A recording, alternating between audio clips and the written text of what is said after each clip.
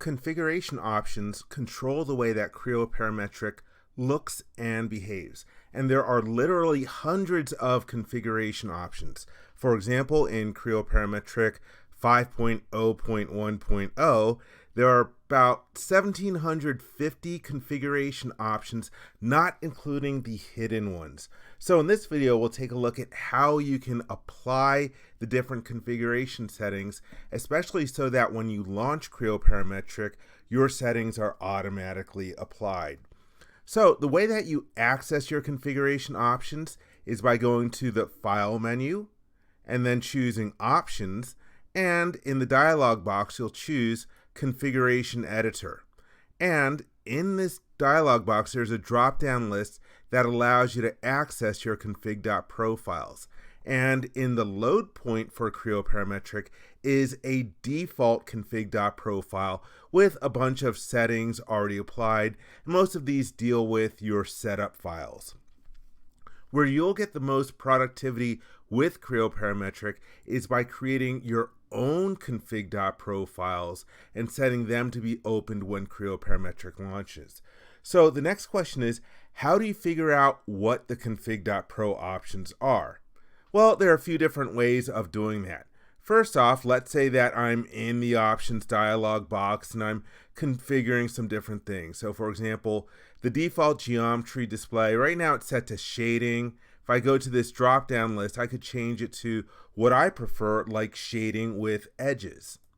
And if I hover my mouse over one of the names of the options, you'll get a little tooltips window and they'll tell me the corresponding config.pro option. So for example, if I want to set the display permanently to shading with edges, that config.pro option is called display. Similarly, anti-aliasing, I like that because that gets rid of the jagged edges that appear in my graphics window, especially when I have lines at an angle. So I can use the drop-down list and change to the highest value that I prefer.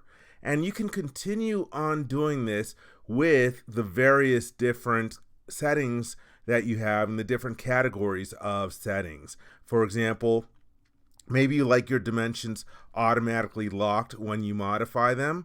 Well, there's the config.pro option, sketcher_lock_modified_dims. So that's one way of finding out the different options. Another way is by going into the configuration editor, and I'm going to change this from this default config.pro to only changed. So you can see that I changed display and I changed enable FSAA for the anti-aliasing, and they're listed in here with the values that I set them to. So if we click the Find button, it'll give us a search utility. And when you're doing this, I recommend that you use the most general, nebulous keyword that you're searching on. So for example, maybe I'll use a keyword like open. And I also recommend checking this box for search descriptions. Then when you click Find Now, you'll get a bunch of results. Let's go ahead and make this wider. And one that I like to have changed, File Open Default Folder. And whenever I hit File Open, I want it to go to my working directory. So I will click Add Change over there. And File Open Preview Default. That's when you have the File Open dialog box. I like to see that little image of what the part or assembly or drawing looks like. And by default, that is collapsed. I'm going to use the drop-down list and change that to expanded and click Add Change. And now let's go ahead and click Close. And so there you see the different options that I just added to my list in here. If you happen to know an option, you can use the Add button. And for the option name, if you start typing it in, it'll use a type ahead function to automatically guess which one that you want to use. And so for example, Open Window Maximized. I don't like that little sliver of empty space over on the side of the screen. So if I change Open Window Maximized to a value of yes, I'm not going to have that. So there are 5 different options that I've set in here. Another way in which you can find out which options to use, websites. So first off, proesite.com. This is run by Olaf Korten. I met him a couple times at PTC conferences. Really nice guy, really great guy. He's got a utility that you can use to search for different config.pro options. And you don't even have to type in a search term over here. And if you just go and access this, it'll give you all the config.pro options for, in this case, Creo Parametric 4.0. And you can see that it indicates that some of these are hidden in here. And so this is just a really great resource that Olaf provides to everyone. Again, proesite.com.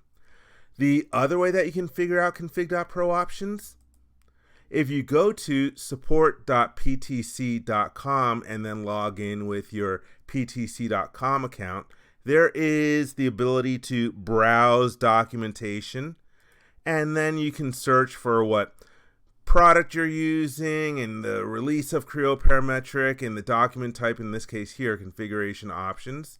And I went ahead and clicked on the link for Creo Parametric 5.0.1.0 config options, and then you can select which language that you want to download in. And this will get you a CSV file. I like to import that into Microsoft Excel and then configure the different column widths, and then also apply a filter to all the different ones. And that way I can go to the category drop down list and say, okay, you know what, I'm going to be doing some let's say I want to change some options related to mechanism mode, and I'm also working on piping today. I click OK, and that way it filters down the list of available options, and then you can just read through here and say, oh, you know what, maybe I want pipe solid center line. I want to change that from the default value of yes to a value of no. This is the option that I can use for doing that.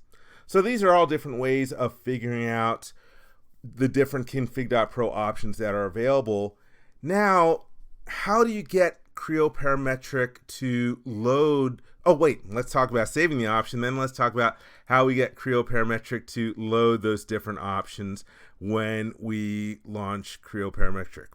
Okay, so I have the different options set in here. You can see that under status, it has this sort of like green light. That means that the setting has been changed but hasn't been applied to my session. Before I apply them, I'm going to use the import export button, and I'm going to choose to export per the current filter. And then you can choose where you want to store it. And there are 3 different places where you can store your config.pro file. First off, there's what's called the Creo Parametric load point. And this is wherever Creo Parametric is installed on your computer. So for example, I've got program files, PTC, Creo 5.0.1.0.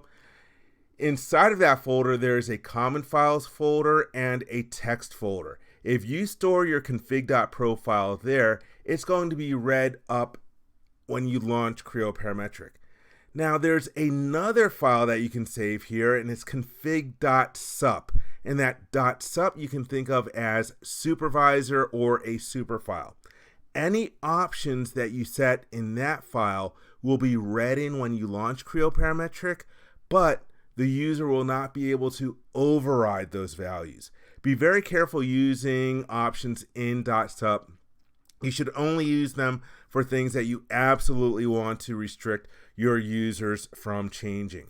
Anything that is in the config.pro file located in this particular folder, the users can change during their session. Next place that you can place your config.pro file is the launch directory. And the way that you figure that out, if you type in the command cmd and open up a command prompt, there's going to be a folder listed in here, and on my computer it is C users David. And if you go to that particular folder, you can store your config.pro file in here, and Creo Parametric will read it upon launching. The next place that you can store it, and where I prefer to store it, is your default working directory. And let me just minimize Creo Parametric for a second. So on your desktop, you'll probably have an icon for Creo Parametric. you can right click on that and choose properties. And in this dialog box, there is a folder listed in Startin. That is your default working directory. And if you store your config.pro file in there, it'll also be read in. So let me just cancel out there for a second and go back to Creo Parametric. So let me choose export per current filter. I'm going to store it in C Creo, store it under the name config.pro and click OK and OK. And that way my options will be read in the next time that I launch it. And after a while, you're going to end up with a pretty long config.pro option.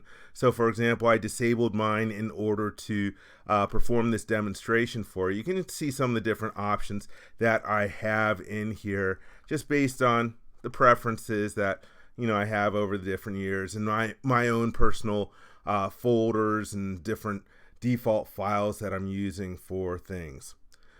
So I hope you enjoyed this video.